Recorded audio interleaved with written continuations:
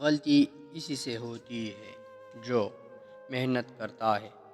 نکموں کی زندگی تو دوسروں کی غلطیاں نکالنے میں گزر جاتی ہے۔ شخص آپ کو آندھا اعتماد ہو، وہی شخص سبق دے کر چلا جاتا ہے کہ آپ واقعی اندھے تھے۔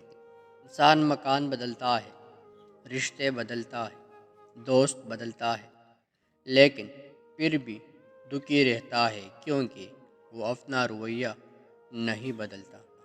رب کہتا ہے کسی کو تکلیف دے کر مجھ سے اپنی خوشی کی دعویٰ مت کرنا، لیکن اگر کسی کو ایک پل کی خوشی دیتے ہو تو اپنی تکالیف کی فکر مت کرنا۔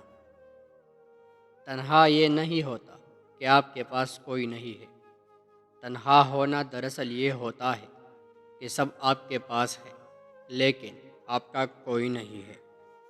آواز انسان کو دوسرے سے متعلق کرتی ہے اور خاموشی انسان کو اپنے آپ سے متعارف کرتی ہے۔